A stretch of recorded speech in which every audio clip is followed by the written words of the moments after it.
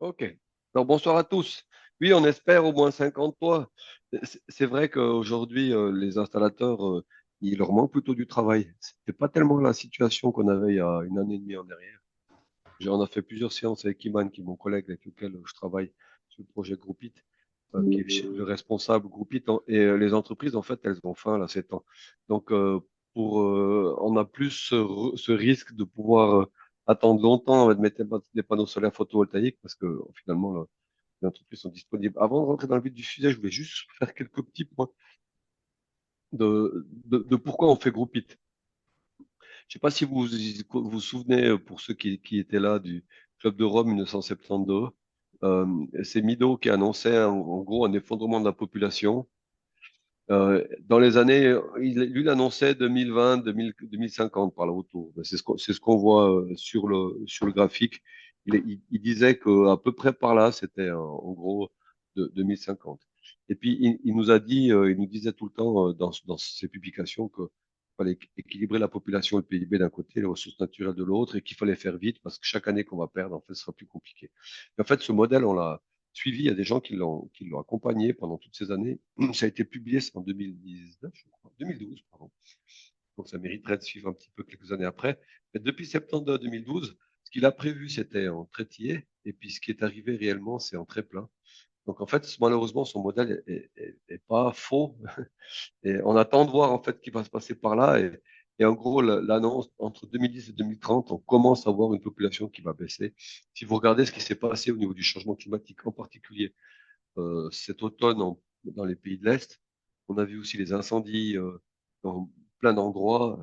Et puis quelques années en arrière, on a eu le Pakistan, là, un tiers du Pakistan qui était sous l'eau. En Valais, on a eu des gros soucis cette année. En gros, c'est ce qu'il annonçait. Et il annonçait ça, et c'est malheureux. Un autre élément qui est important à comprendre, si vous regardez toute l'énergie qu'on consomme aujourd'hui, c'est toute cette barre, en fait. Et puis, vous voyez l'évolution, là, c'est pour 2022, mais il y a d'autres années, 2023, on a les mêmes tendances. La part qui vient de la Suisse, c'est ce petit morceau-là. Tout le reste vient de l'étranger. Ça, c'est problématique parce que vous avez certainement un souvenir de la crise énergétique qui a été annoncée. Monsieur Parmelin qui nous annonce un gros souci pour 2025. C'est vers quelques mois, 2025.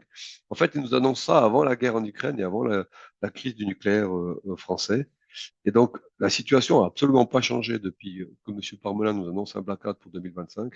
Donc, on n'a pas amélioré notre système de production interne. En Suisse, on produit un peu plus du photovoltaïque, mais le reste est quasiment stable. Donc, on a une dépendance à la fourniture d'énergie extérieure de notre pays qui est vraiment très importante, d'où les difficultés qu'on a aujourd'hui dans les négociations avec les pays européens. Vous savez que le négociateur européen qui contacte en fait le négociateur suisse pour mettre en place des accords bilatéraux qui doivent être prolongés avec l'Europe. En fait, le négociateur, il y a 2 mois en arrière, il a annoncé qu'il venait plus parce que finalement, la Suisse avait pas, en guillemets, des propositions suffisamment intéressantes pour qu'on imagine une négociation équilibrée. Ben, ça vient de ça, en fait.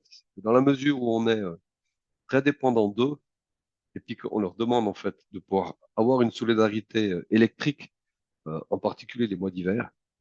Mais par contre, on n'est pas prêt à prendre le cadre légal des marchés de l'énergie électrique en particulier. En fait, l'Europe a dit, bah, si vous prenez pas notre cadre légal, vous avez le droit, évidemment. Mais par contre, ça veut dire que bah, on est plus solidaire avec vous. Et ça, c'est un peu compliqué parce que l'annonce, encore une fois, de M. Parmelin qui fait ça en 2021, il nous annonce un blackout pour 2025. En fait, c'est que les tendances que lui a imaginées, c'est arrivé parce qu'on n'a pas réussi à avancer aujourd'hui on n'a pas réussi à avancer dans les avances de négociations avec l'Europe suffisamment loin pour arriver à pouvoir dire qu'on est débarrassé de l'élément. Il y a une raison qui fait qu'on est très dépendant. Le pétrole, c'est tellement dense. En fait, si vous voulez remplacer les 158 litres de pétrole qui sont dans un baril en faisant des heures de vélo, il faut faire 4,2 ans de vélo. Quand vous faites le plein sur une grosse voiture, c'est à peu près 2 ans de vélo que vous êtes en train de mettre dans votre voiture. Donc, on voit que cette densité énergétique nous a posé un gros souci. Bah, c'était super efficace toutes ces années. Maintenant qu'il faut s'en débarrasser, parce qu'on a des problèmes de réchauffement climatique, bah, il faut remplacer 88 millions de barils de pétrole pour la Suisse annuelle. qui fait qu'on a, si vous les couchez, vous les mettez l'un à côté de l'autre, en fait. Vous faites 2 fois le tour de la Terre avec les barils de pétrole qu'on consomme ensuite. Donc, imaginez la quantité de barils que ça veut faire. Puis ça, aujourd'hui, arriver à s'en passer, c'est très compliqué parce que souvent, il y a un lien entre les consommations de pétrole et puis le PIB. Et ce lien qui est quasi linéaire, il y a quelques pays qui ont réussi à avoir une linéarité qui est moins grande, ça c'est pour le monde. La Suisse, elle commence à avoir une petite correction de la courbe, mais en gros, le risque, c'est que si on force les gens à réduire les consommations énergétiques, est-ce qu'on gardera notre PIB aussi élevé? C'est bien que le PIB mesure quelque chose qui n'est pas juste. Parce que si vous faites un accident ou vous êtes à l'hôpital, en fait, on augmente le PIB d'un pays. C'est pas très malin parce que le PIB d'un pays devrait plutôt mesurer les choses qu'on crée, mais d'un point de vue positif, pas les choses qu'on crée d'un point de vue négatif. Un accident sur l'autoroute, c'est du PIB en plus. On voit bien que ça joue pas. Mais il n'empêche, c'est l'outil qu'on mesure aujourd'hui. Et en général, on juge un pays à son taux de croissance et puis on dit ben, un pays qui a 2, 3, 4% de 4 points de taux de croissance, comme on dit tout le temps, ben, en fait, ça veut dire que le pays va bien. Donc, les politiques aujourd'hui, ils essaient d'imaginer, mais si on réduit notre énergie, compte tenu qu'on est très dépendant d'énergie, en particulier étrangère pour la Suisse, ben, est-ce qu'on va arriver à réduire ça? Ben, c'est pas gagné, hein. On a vu en gros que les engagements que la Suisse a pris il y a quelques années, en particulier au niveau du changement climatique, ont été condamnés par la Cour européenne des droits de l'homme. Notre Parlement les a balayé la critique de la Cour européenne des droits de l'homme. Par contre, la bonne nouvelle, c'est que le Suisse a voté oui à la loi du 9 juin sur l'électricité.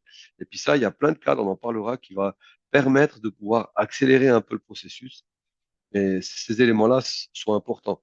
Puis ouais, je voulais juste vous donner, vous encourager à lire la lettre encyclique du pape sur la problématique énergétique et en particulier sur le réchauffement climatique. C'est c'est vraiment plein de bon sens. Je pense pas que je suis un homme très croyant, enfin je suis même pas croyant du tout, mais sur le principe, je trouve que de lire son texte est vraiment important et surtout, il mesure en fait dans son encyclique la gravité du réchauffement climatique par rapport à un péché classé catholique, entre guillemets. Ben, vous voyez où c'est qu'il met en fait le péché de ne rien faire. Et il le met quasiment tout en haut. Donc même en fait les religieux commencent à s'y pencher en disant il faut faire quelque chose. Et puis en fait, si vous regardez les émissions de CO2 qu'on a aujourd'hui, les 20 dernières années, vous savez certainement, mais le CO2 a une durée de vie un peu moins, un peu plus que 40 ans. Et en fait, on dit qu'il y a un gros impact sur les 20 premières années. Donc, le réchauffement climatique qu'on a eu ces jours-là, enfin, cet été-là, où on était le plus chaud qu'on a eu, très pluvieux chez nous en particulier. En fait, c'est les gens qui ont émis le CO2 les 20 dernières années. Puis si vous regardez en fait ce qui s'est passé depuis qu'on émet du CO2, en gros, c'est nous, les pays industrialisés, qui avons émis le CO2. Les pays en voie de développement, l'Inde, la Chine, le Brésil, c'est des pays qui sont en croissance de CO2, certes, mais en fait, la situation actuelle vient de nous, pas de eux. Eux, ils vont avoir un impact les 20 prochaines années. Et les 20 années précédentes, c'est nous, donc c'est pour ça qu'il faut faire un effort. Si vous regardez les pays qui consomment beaucoup d'énergie, ben en gros, c'est les pays industrialisés. En général, c'est les pays blancs, si vous me permettez cette couleur, mais c'est pas trop les Africains, ni les Indiens, ni les Asiatiques. Même la Chine, en fait, en termes de consommation, c'est par population, en tout cas, c'est petit. Puis, en gros, aujourd'hui, on n'a plus de gaz russe, mais on a du gaz de schiste qui vient des États-Unis. Puis ça, on voit la dépendance à rajouter une contrainte, mais d'un point de vue énergétique, le gaz de schiste des États-Unis, c'est plus grave que le charbon. Et une grande partie du gaz en Europe, en particulier dans les années prochaines, ça va être du gaz qui va faire de l'électricité. C'est clair qu'on a arrêté le charbon, en tout cas une partie, on essaie de l'arrêter. En fait, le gaz qu'on consomme aux États-Unis, il a un bilan qui est pire. Donc, on voit qu'on a un vrai problème de mesure. Et en plus de ça, ben, je ne vais pas vous expliquer ce qui se passe au Moyen-Orient maintenant. Ça, c'est le pétrole. Donc, si vous prenez le gaz et le pétrole, qui sont les deux fossiles qu'on doit arrêter, les deux, c'est géopolitiquement très compliqué, ou en tout cas, c'est des impacts très importants sur les effets de serre. Les prix ont explosé, je ne vais pas rentrer dans les détails, vous avez vu, ça recommence à baisser un peu. À peu près tous les experts, ils disent, ça baissera pas comme avant. On n'arrivera pas à avoir des prix si bas que c'était avant, c'est-à-dire 50 euros du mégawatt, c'est-à-dire 6 centimes. On tape plutôt vers 10 centimes, le double de ce qu'on payait avant. Heureusement, la crise énergétique a passé. Donc, on n'aura plus des prix aussi élevés, mais il n'empêche qu'on gardera des prix élevés, indépendamment du fait que au niveau de la bourse, les prix ont baissé un peu. Puis ce que fait Groupit, c'est ce qu'on essaie de faire avec vous, c'est qu'en fait, le carré orange, le grand carré que vous avez tout autour, c'est l'énergie qu'on reçoit du soleil. Le tout petit carré bleu devant, c'est l'énergie qu'on consomme par an. Donc, si vous voyez ce qu'on reçoit annuellement par année et puis ce qu'on consomme, on a largement assez d'énergie, en tout cas annuellement, pour couvrir nos besoins. Donc, le graphique que je montrais au début, où on montrait la situation de notre dépendance, en fait, on devrait avoir zéro. Alors maintenant, physiquement, c'est clair que la nuit en hiver, on aura le solaire, il n'améliore pas la situation. Mais les éoliennes, par contre, en hiver, c'est très intéressant. On a souvent, d'ailleurs, beaucoup plus de vent en hiver. Et donc, c'est vraiment complémentaire. Il y a la bosse d'hiver pour l'éolien, puis la bosse d'été pour le photovoltaïque. Donc, les deux ensemble, c'est vraiment une bonne solution. On parle de augmenter nos barrages. Ça va être fait pour augmenter notre stockage d'eau. On n'aura pas plus d'eau, mais plus de stockage, donc plus de l'électricité au bon moment. Ça, c'est super important d'en avoir au bon moment. Et puis, on parle de biomasse et de géothermie, qui sont des projets qui sont un peu moins conséquents pour la biomasse, parce qu'il faut la digérer, il faut faire l'électricité avec, mais il n'y en a pas tant que ça. Mais en tout cas, ça peut contribuer. Mais par contre, la géothermie, il faut continuer à faire des trous. Vous avez peut-être vu que les deux trous du canton de Vaud qui ont été faits l'année passée, en fait, ils se sont montrés stériles. Il y a de la chaleur, mais il n'y a pas d'eau. Et donc, c'est assez compliqué parce que on a des mauvaises expériences sur les forages en géothermie. Par contre, on sait que le géothermie a des gros potentiels. On sait que le gros avantage d'un forage géothermie, c'est indépendant de la situation saisonnière. Et donc, en fait, on produirait de l'électricité toute l'année. Un ruban, ça remplacerait très bien le nucléaire. Le problème, c'est que les gens qui ont fait des trous, ils n'ont pas été gâtés. On dit en pétrole, hein, parce que c'est les mêmes techniques, c'est que 7 trous, un trou qui marche.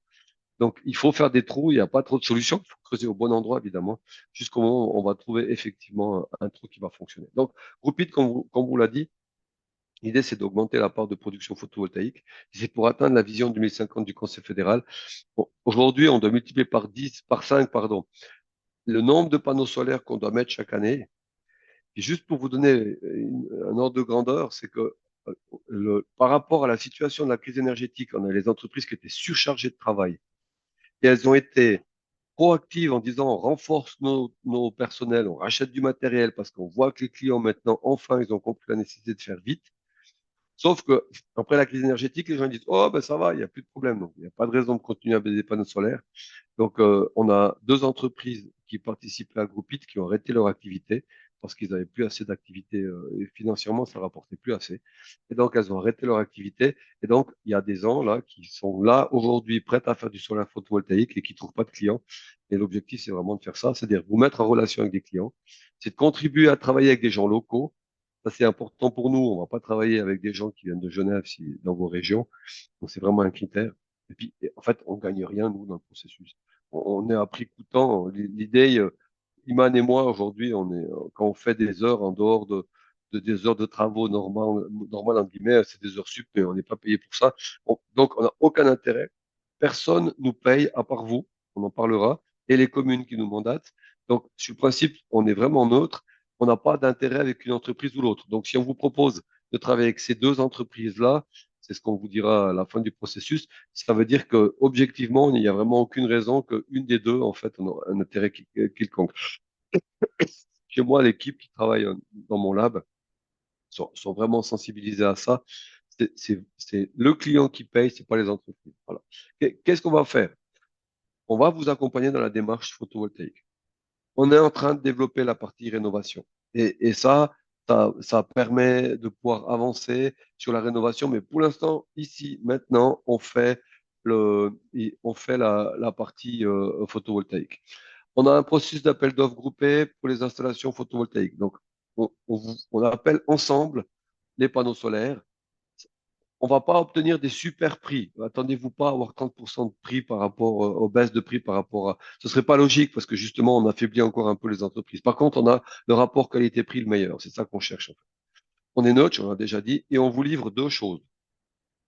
Le premier document, c'est payé par la commune et la confédération. On vous livre une préévaluation. C'est-à-dire, C'est quoi l'enjeu pour vous? Est-ce qu'on met des panneaux solaires? C'est combien la taille? Ça coûte combien? Quelle est la part que vous consommez dans votre maison? Quelle est la part que vous injectez dans le réseau?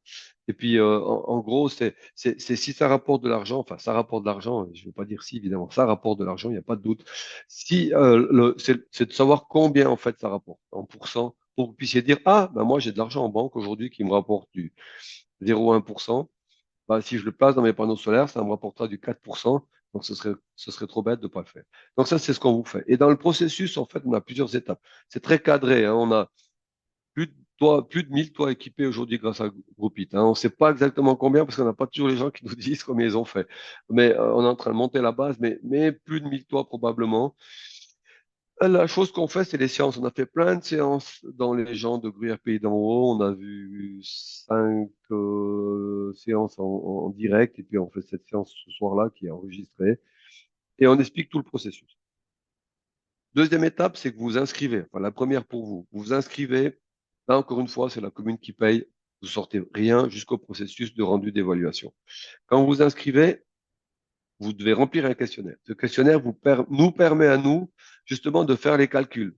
Par exemple, quelle est la part de fiscalité que vous gagnez en mettant des panneaux solaires photovoltaïques? Vous savez que les panneaux solaires photovoltaïques peuvent être défiscalisés, donc ça déduit vos revenus. Et bien évidemment, ça a un impact très importants qui permettent de, entre guillemets, bénéficier d'une baisse d'impôt. Donc, si vous nous donnez vos revenus, c'est ce qu'on vous demande, vous avez le droit de pas nous le donner, évidemment, mais si vous nous le donnez, on vous dira, ben, pour vous, la baisse au niveau fiscal, c'est l'année prochaine 5 000 francs, ou d'après 5 000 francs de baisse fiscale. Donc, c'est pour ça qu'on a des questions assez détaillées, des questions qui ne sont pas compliquées, mais si vous les répondez pas toutes, on va prendre des hypothèses, ce qui est un peu dommage, parce que ce sera moins adapté à votre situation.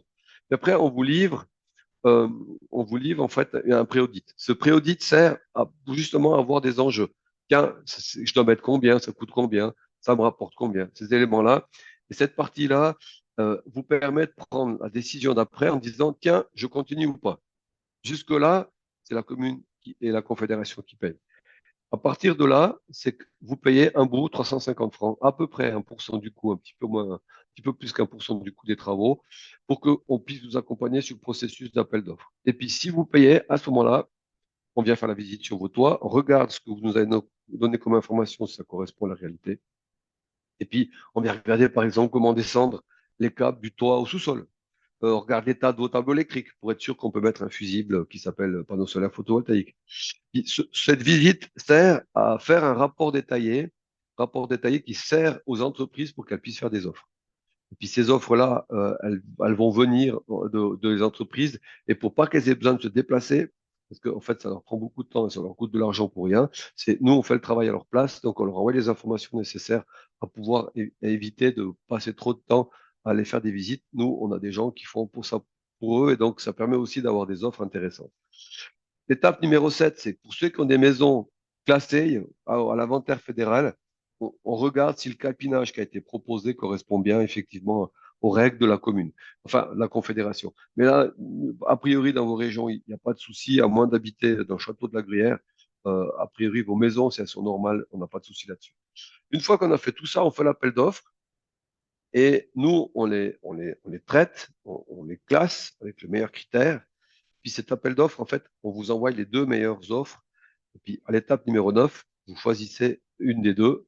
Vous téléphonez à une des deux entreprises, aux deux si vous voulez, puis vous les recevez les deux. Mais a priori, ça ne vaut pas la peine d'appeler les deux, vous prenez une et ça suffit. Comme ça, vous avez une bonne situation. Mais en fait, vous pouvez très bien faire. Et puis après, vous faites l'installation et nous, là, on sortir. Et au moment où vous commencez à choisir, vous n'avez plus besoin de nous, c'est qu'on vous a mis en lien. Donc, dans le détail, l'inscription, c'est groupe, groupe-it.ch qui vous permet de vous inscrire. On vous proposera des questions, la facture d'électricité, votre consommation de chauffage, si vous décidez de passer sur une pompe à chaleur, le type de toiture que vous avez. C'est quand la dernière fois vous avez fait une rénovation de votre toiture, comprenez un toit qui a 35 ou 40 ans, on va pas mettre des panneaux solaires dessus a priori, parce qu'il faudra refaire la toiture dans pas longtemps. Donc il faut profiter de Groupit pour que vous puissiez dire, moi je veux des panneaux solaires, puis quand vous mettrez en contact avec l'installateur, ben vous lui direz, ben refaites-moi toiture, comme ça j'ai une toiture qui est en état, puis on remplace les tuiles par des panneaux solaires, ce qui évite de repayer des toitures les tuiles dans quelques années. Donc, il faut profiter de Groupit pour faire ça aussi. Et puis, donc, ces informations-là, on a besoin pour que vous puissiez effectivement nous donner les infos, pour qu'on puisse faire la préévaluation. En fait, on fait deux simulations dans l'outil qu'on a développé. C'est je produis ce que je consomme. Si je consomme 4000 kWh par année, comme j'ai sur le graphique à côté, je produis 4000 kWh par année. Il ne faut pas oublier que ça veut dire que annuellement vous êtes équilibré. C'est déjà bien, c'est super. Sauf que en hiver, votre rayonnement solaire sur votre toit sera plus faible qu'en été. Donc, vous produisez beaucoup en été alors que vous consommez plus trop en hiver en général.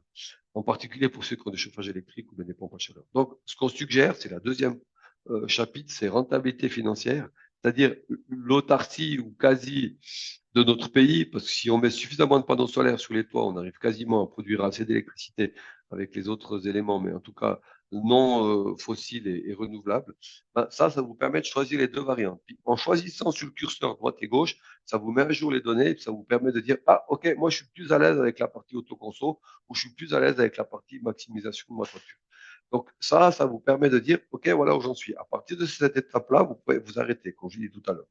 Si vous estimez que c'est pas intéressant pour vous, vous vous arrêtez. Et je le redis encore une fois, c'est la commune qui paye cette partie-là avec la confédération. Donc ça, c'est quand même un élément important. Il ne faudra pas oublier le jour où vous croisez votre municipal dans les rues, de lui dire merci pour l'engagement qu'il a fait parce qu'il y a des communes qui ne le font pas. Hein. Donc clairement, c'est un avantage pour vous. Si vous décidez de continuer, là, vous payez 350 francs, c'est très facile, vous payez par un virement, pas de souci. À quoi ça sert? Ça sert à défrayer des personnes qui viennent revisiter vos bâtiments. En parenthèse, il y a des gens qui sont à la retraite, des jeunes retraités qui étaient un peu dans le bâtiment, mais qui connaissaient un petit peu la partie technique, qui cherchent à faire des visites. On en prend chaque année, donc n'hésitez pas de venir nous proposer de faire visiteur. Donc, d'abord, ça paye le défraiement de la personne. C'est normal qu'il y a des heures qui sont là, on les paye pour qu'ils puissent arriver à faire le travail. On gère votre dossier, on fait l'appel d'offres et puis on vous propose donc les deux offres. Et puis on a une commission d'arbitrage qui est de temps en temps, on en a eu peu.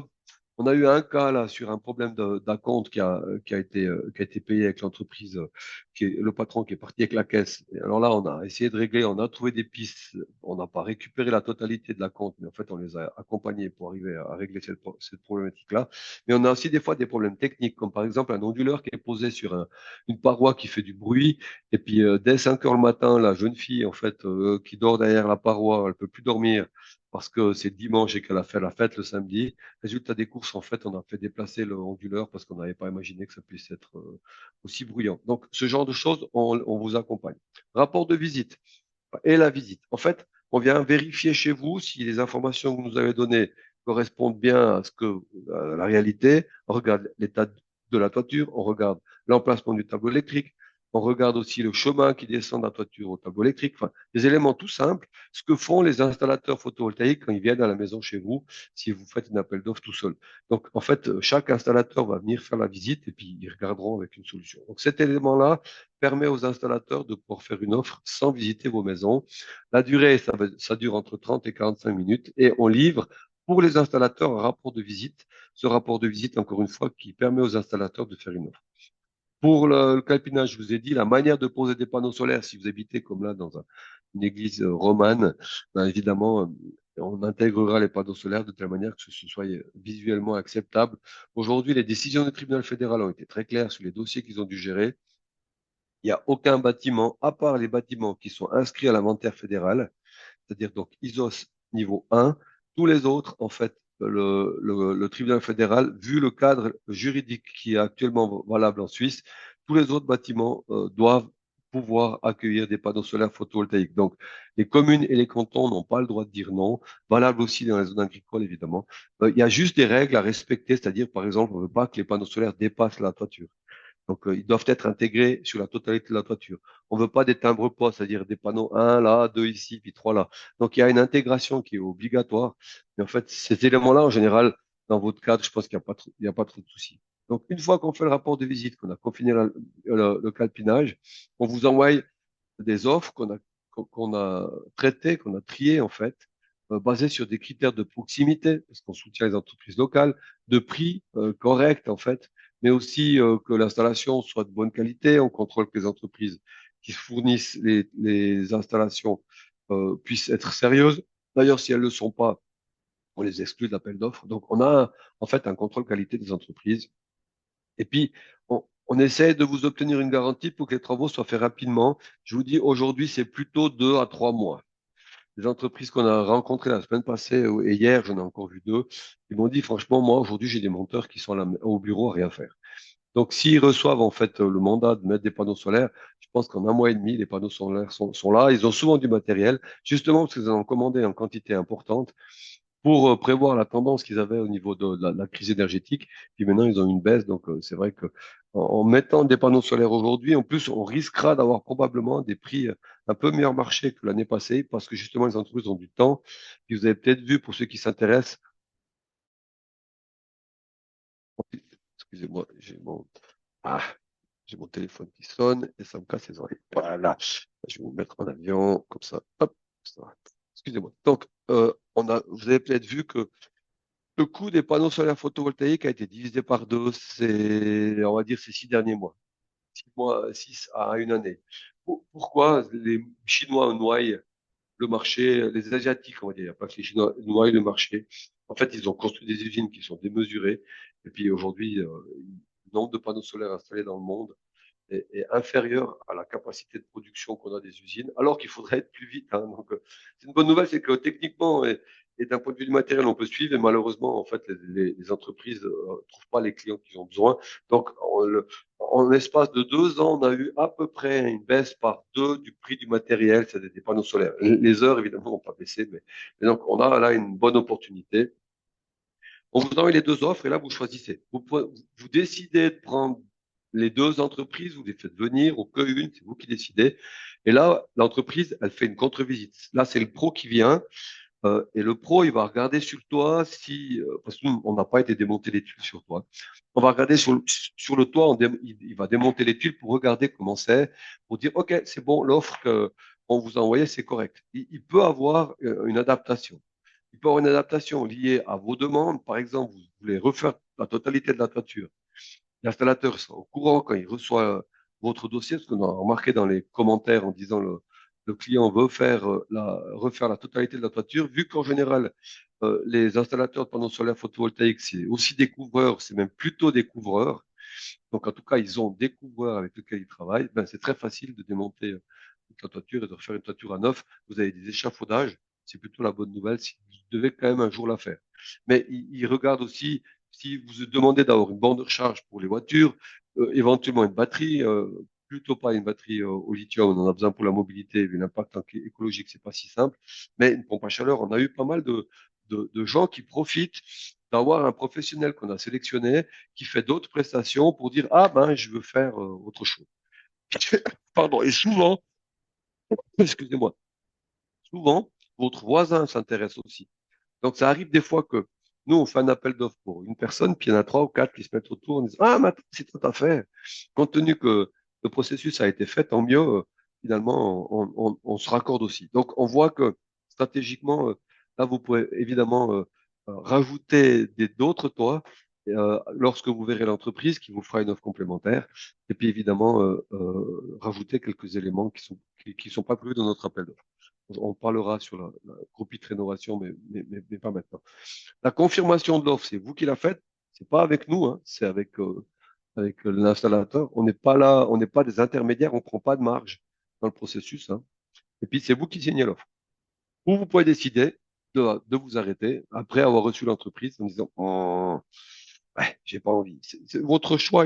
Par contre, si vous engagez et vous signez l'offre, évidemment, n'importe quelle offre que vous signez, elle est acceptée et elle doit être payée.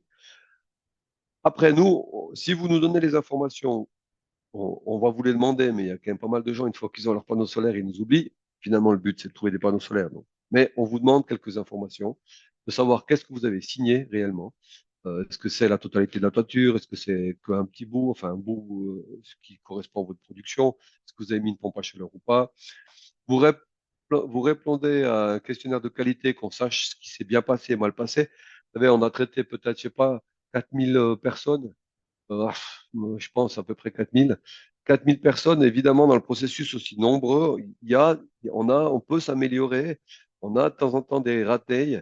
Et puis, on aime bien les connaître pour pouvoir corriger notre processus. C'est pas trop grave de faire des erreurs. Ce qui est grave, c'est de les, c'est de les répliquer parce qu'on n'a pas été conscient que l'erreur a été faite.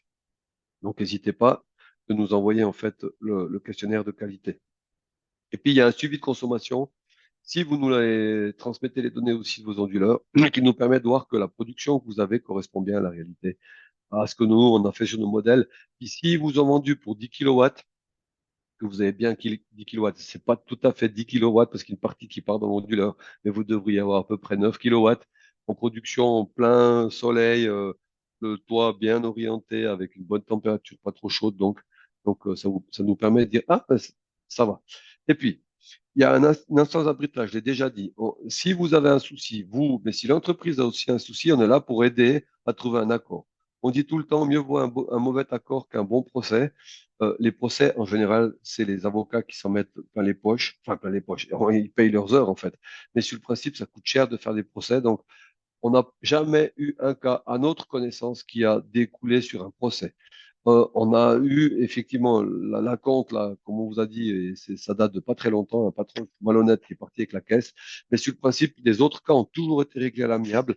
Donc, on est là pour vous aider. D'ailleurs, par rapport aux acomptes, on est en train de trouver une solution pour que vous puissiez avoir une assurance qui garantit que si jamais le patron part avec la caisse, ben que, en fait, il peut partir avec la caisse moins vos acomptes.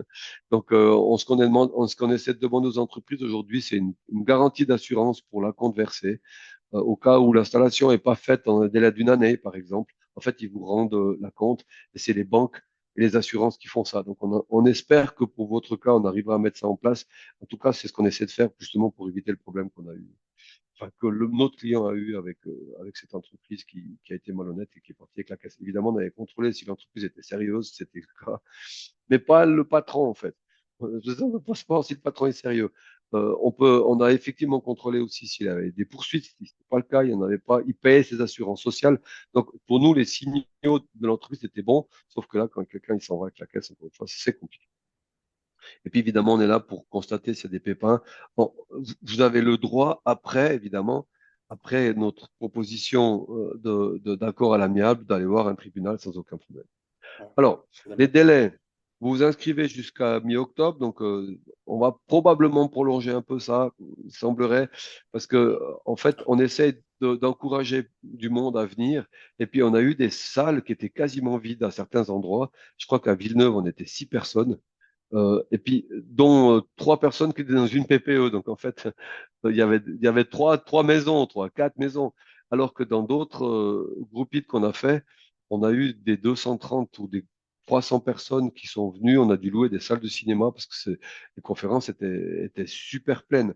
Donc, on se dit que s'il y a que 4 personnes, enfin 4 maisons à Villeneuve, vu la taille de la ville, il doit probablement avoir un problème de communication mais donc, c'est possible que le gouvernement Pays d'en haut décidera de prolonger un peu le délai, puis qu'on refasse un peu de bruit pour être sûr qu'on n'a pas raté des gens qui auraient voulu, mais qui n'ont pas entendu que c'était possible. En parenthèse, si vous avez des gens autour de vous qui n'ont pas eu la formation, n'hésitez pas à les renvoyer sur le site internet Groupit et sur les sites de le gouvernement Pays d'en haut, parce que vous aurez la vidéo et donc on les prend volontiers, même s'ils n'ont pas participé à la séance d'information. Donc, vous vous inscrivez jusqu'au mi-octobre, on vous renvoie les préévaluations en novembre. Si jamais on décale d'un mois, peut-être ce sera un peu plus tard, mais on vous informera de toute façon. Pardon. Vous payez jusqu'à fin janvier, vous visitez les bâtiments. On visite les bâtiments en janvier-février, on fait l'appel d'offres en mars, et puis vous avez le rendu des offres sélectionnées en mai. Vu le délai qu'on a aujourd'hui, on peut dire que juin, juillet, août, donc l'automne, avant la fin de l'été, si tout va bien, vous avez les panneaux solaires qui sont installés sur vos toits. Alors, on précise ce qu'on fait. On fait une préévaluation gratuite. C'est une estimation du potentiel que vous avez sur vos toits, avec ce que ça implique en termes de finances, en termes de production, en termes d'autoconsommation. Ça, c'est la commune et la confédération qui payent. On vient visiter vos bâtiments. Si vous décidez de faire l'appel d'offres, évidemment. On vous sélectionne les entreprises et on vous sélectionne deux offres qui correspondent à vos besoins.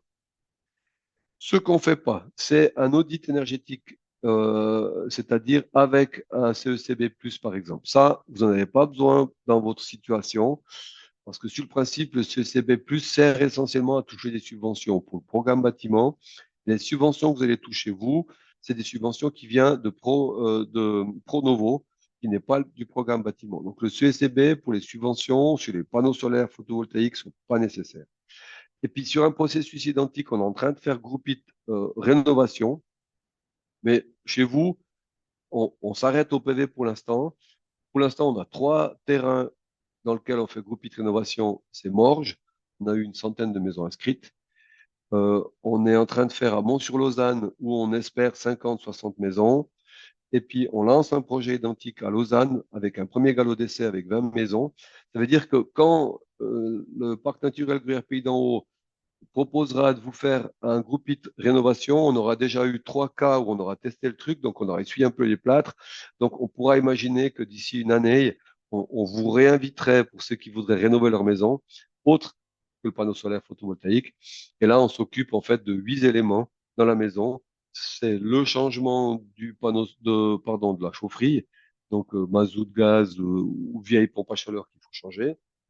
On isole la toiture, on isole le sous-sol, on crée un chauffage au sol pour les gens qui ont besoin parce qu'ils sont chauffés à l'électrique. On met une borne de recharge pour la voiture électrique.